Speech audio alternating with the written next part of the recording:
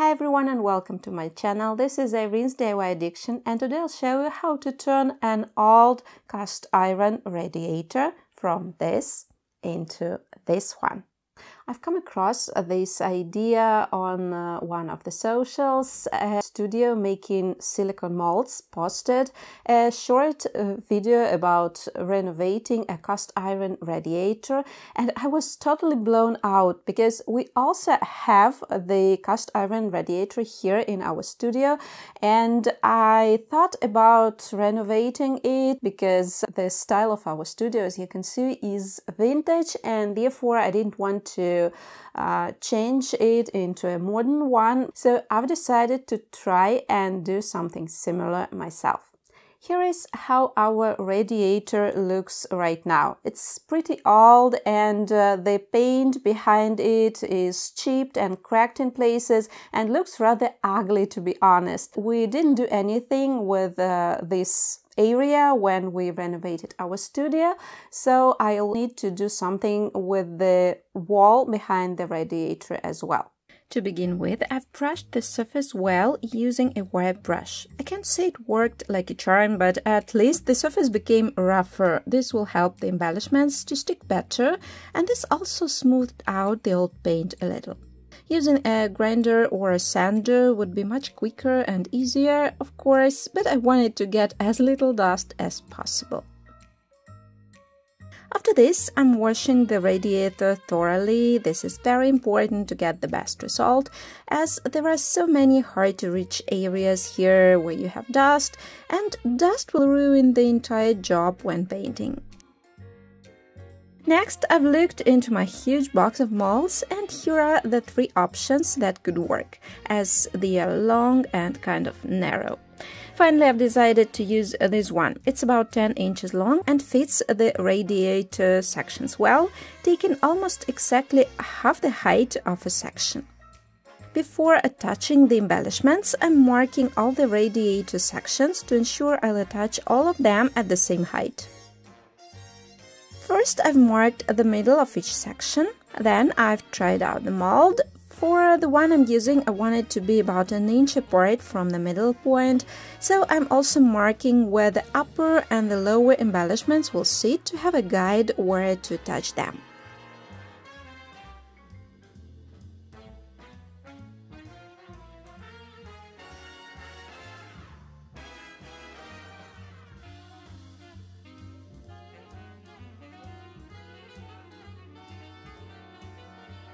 I'm going to use wood glue to attach the embellishments, and I'll use Jovi ear dry modeling clay for making them. Be sure to press it really well to ensure there's no hollow spaces. And then I'm removing the excess clay with a palette knife.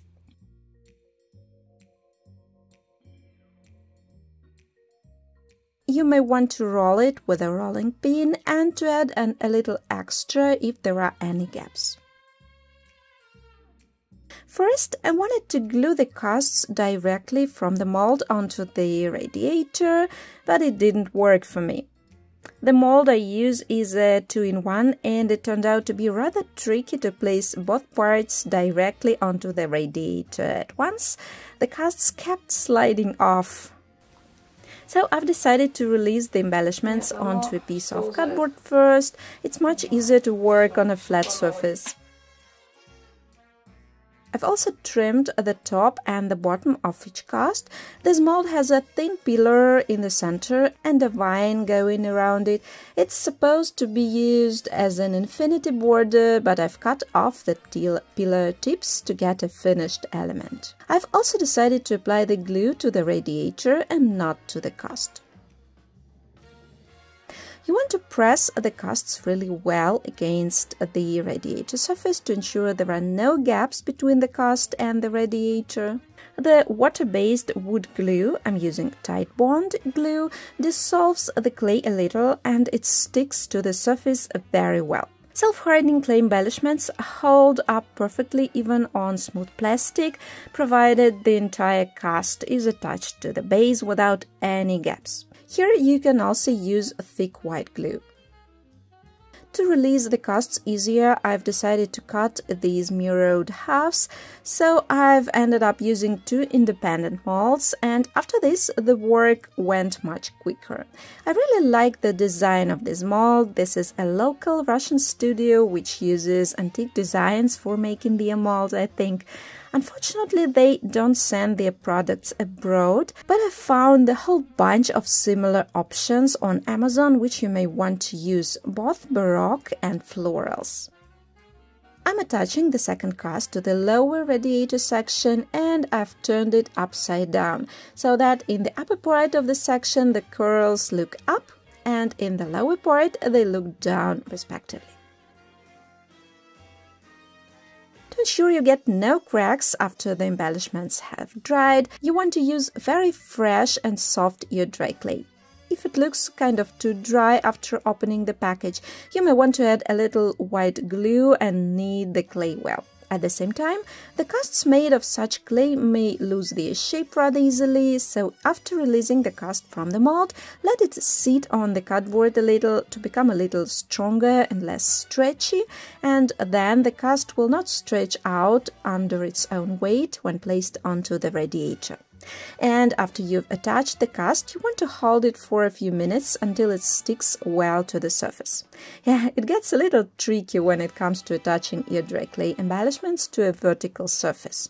When you have it laying flat, it's so much easier to work with. Actually, sitting and holding the casts like this is the biggest part of all the work. It took me about 15 minutes to fully attach the casts to each radiator section.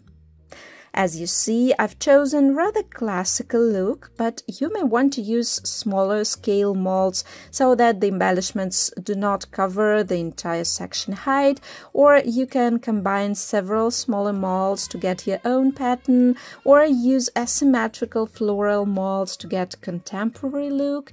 I found some amazing molds on Amazon that will look great on a radiator like this. And after hours of work, here we go. But before painting the whole thing, I'm also going to decorate the wall behind the radiator. It is very rough, has either some concrete on it, or I don't even know what it is. There are cracks. The radiator will not look very good having such a backing. So what I've decided to do was to use the same technique as for the faux fireplace I made a couple of years ago. This is to make a faux brick wall. I've cut the bricks out of corrugated cardboard. So I'm cutting the bricks the same size as our wall faux bricks are. I've trimmed the edges of the bricks with scissors to make them rounded. And I'll start with marking the wall again. First, I've outlined the horizontal line and then the vertical lines, moving from the center to the edges.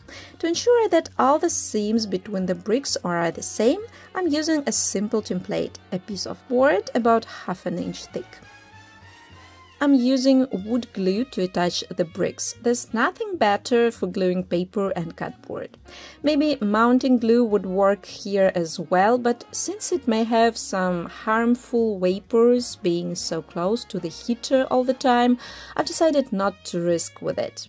The bad news is the bricks can also slide off the vertical wall. So you have to press down a brick and wait a few minutes till the glue hardens a little. Don't worry about the surface durability here. I'm using the cardboard as a base, and after covering it with wood filler, it will become really durable. And here comes the wood filler. I've bought the grey colored one, but you can easily make your own color by adding some black and brown acrylic paint to the white wood filler or any water-based putty.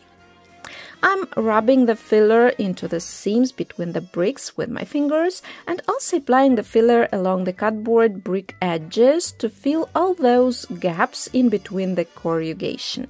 And I'm also applying a thin layer of the filler over the surface of the bricks.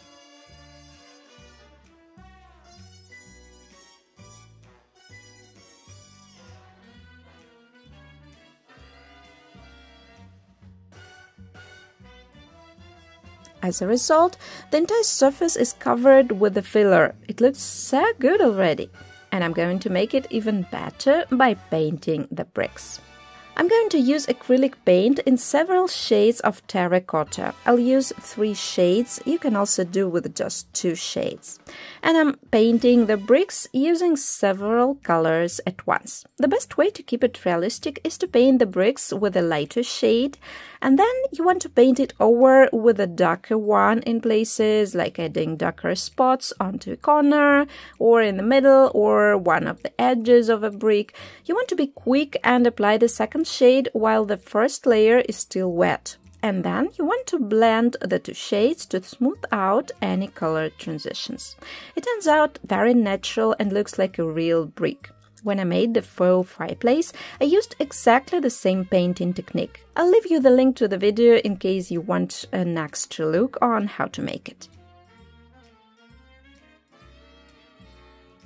After the paint has dried, I'm dry brushing it dark brown and then dry brushing it again using white paint. This will soften the color blending a bit and will also make the wall look more real. You may also want to use a whitewashing technique here by rubbing the bricks with a damp cloth right after dry brushing white. To be honest, here I'm not fully happy with the result because the seams look too light after drying. I would prefer a darker shade, like the one we have on the walls of our studio, so maybe I'll repaint the seams later. And finally, I'm going to paint the radiator. I wanted it to be black, but I couldn't find black paint in the local hardware store, so I've bought silver paint and added black liquid pigment. It worked like a charm. The silver paint turned into a most gorgeous shade of black metallic. I couldn't wait to try out the new color, so I've painted the central section, but actually you want to start with the back part of the sections. They are a little tricky to reach and you'll get stained with paint if you begin with the front parts. They have special brushes with bent handle to use for painting items like this, but I was too impatient to finish the work, so didn't bother about buying any.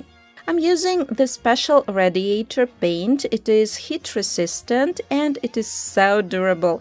I've got some stains on my hands and I could barely wipe them off, even though the paint I use is water-based. And the coverage is great too. I was good after just 1 layer because the paint is very thick.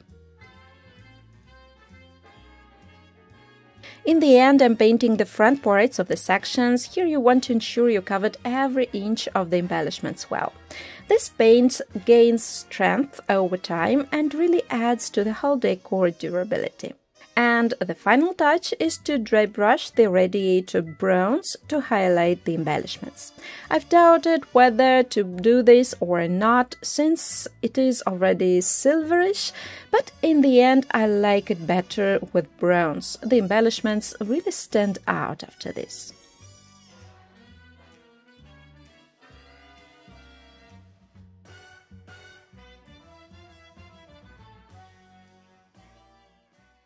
And here is how it turned out. I'm in love with our radiator now. You can never tell the embellishments had been made out of air-dry clay, and the bricks behind it definitely add the character.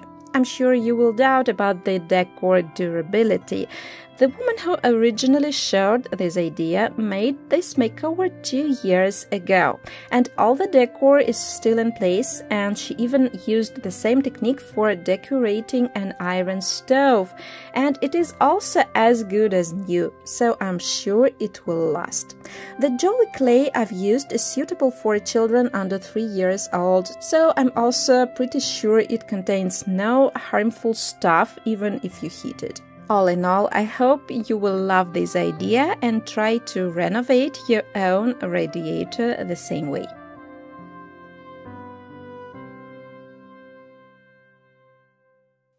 Well, of course, this project wouldn't work for those who watch me from the warmer climate, but for those who live in the countries with colder climate, who has the heaters and the radiators like this, I think this could work. So this project might be helpful for you, I hope. Thanks for being here, and we'll see you in my next one. Bye!